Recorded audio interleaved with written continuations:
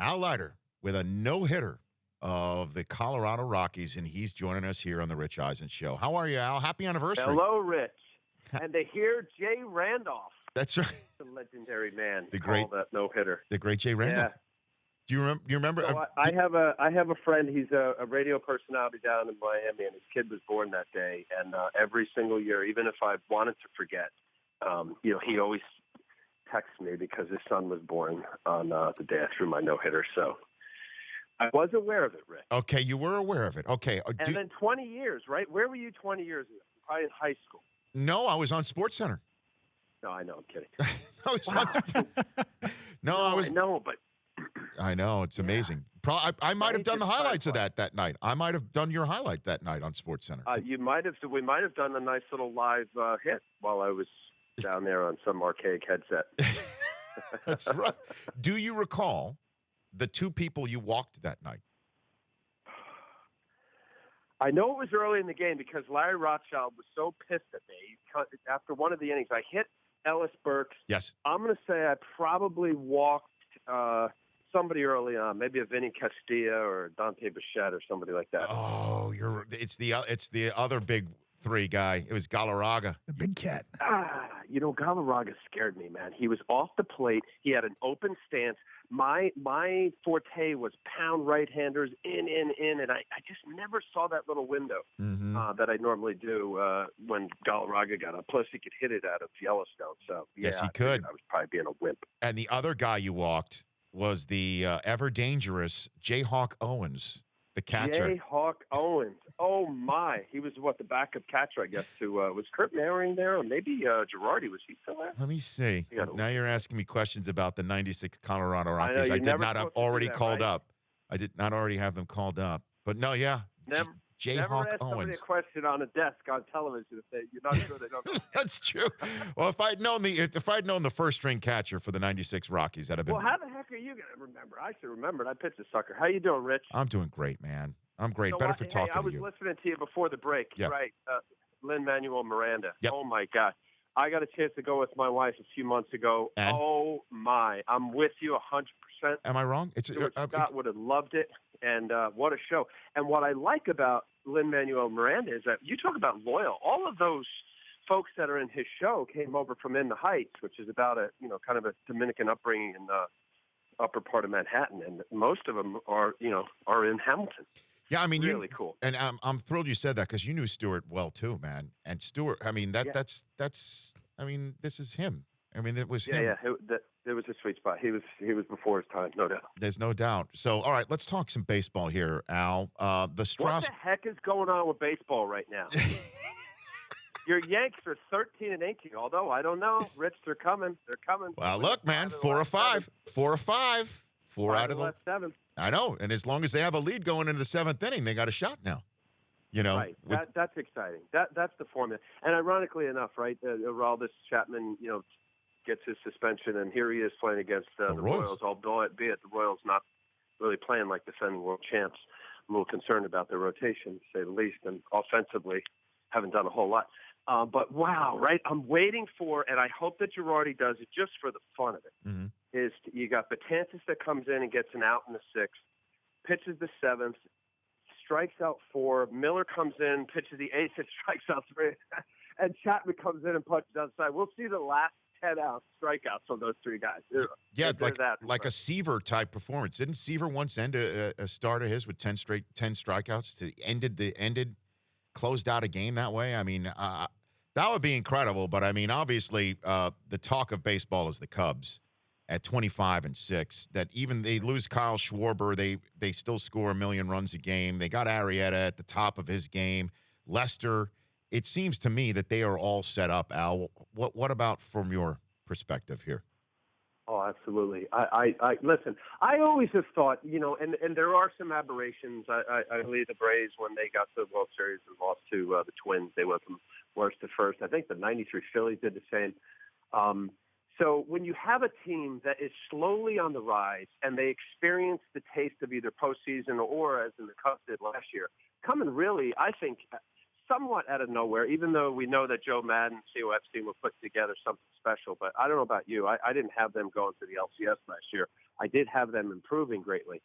But that experience and knowing what they went through, and I can't say enough about Joe Madden and what he gets in a day and age in baseball, Rich, where sabermetricians, and now I'm not talking like some old school crotchety guy with a dip in my mouth or chaw that says hobunk to this, but I can't stress enough, and I'll say it personally because I was on teams that have been to postseasons, that have been to World Series and won World Series, that chemistry to me matters. And I know when I talk to guys and your old worker mate, I guess Brian Kenny worked up there with you on ESPN. Sure. And I love Brian, and I love the dialogue of that disagreement. But you can't quantify the togetherness. You can't quantify what Joe Madden is preaching and sensing the vibe of the room, and when the time is right to bring in a penguin or a clown or a lion or play the music, and a happy guy, happy wife is a happy life, right? Yeah. And, same thing with a room of 25 men that are trying to win a game that you try to be perfect and you're not. It's a game of failure, et cetera, et cetera. And it's such a mind game. And I love what's going on in Chicago. I got a chance this past weekend, Rich. I went out to a wedding, my wife and my kids and all that. And the wedding was a Friday night wedding. So Saturday I went out to Wrigley as a fan and sat behind home, nice seats, and watched the game with my girls, and it was just such a pleasure and a joy. I forgot what it was like to go to that park. Well, actually, never remembered as a fan going in there and watching the packed house.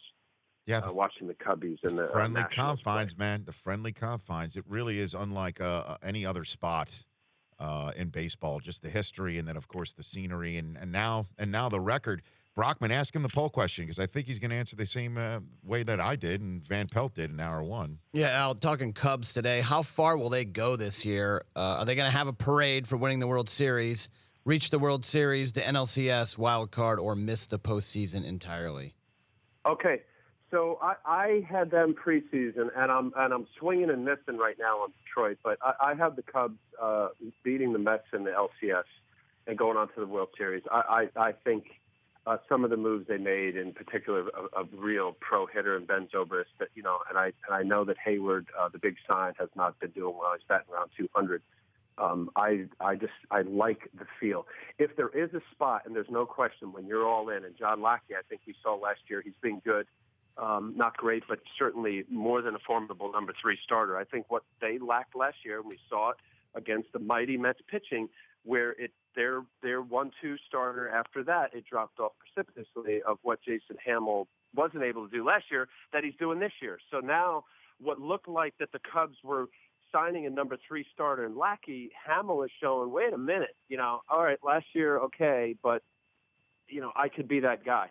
If there is a little bit of a problem area, and I think a lot of teams can probably say this, and I think it's fairly easy to pick up, someone is somewhere in the pen. I mean, I love Hector Rondon. I think, he's about 7 for 7.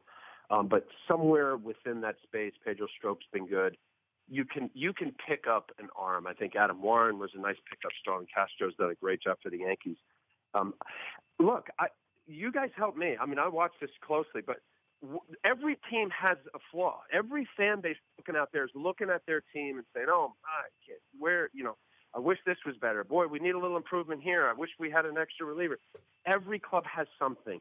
The Cubs are the least flawed major league team in baseball. Agreed. They are. 100%. Before I let you go, Al, couldn't help but notice Bartolo went yard, and I have your career stats up here. No career home runs for you, but you did have a career triple. Was that a shot of you to leg it all the way out? Was it an inside park opportunity? How close did you come to going yard? Put it this way. Your mom would have had it inside the Parker. The fact that I didn't have an inside the park home run, yes. It was actually a line drive left center. How I did it, I don't know. It was Brad Penny. It was like 97 miles an hour when he was blowing cheese with the Marlins.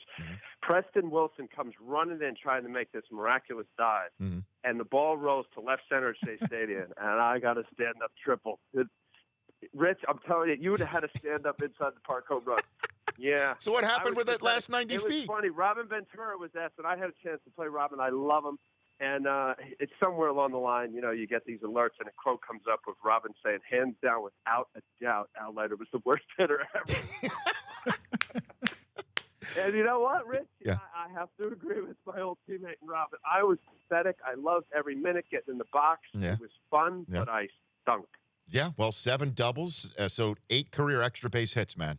You were dangerous. You were dangerous. I was dangerous, yes.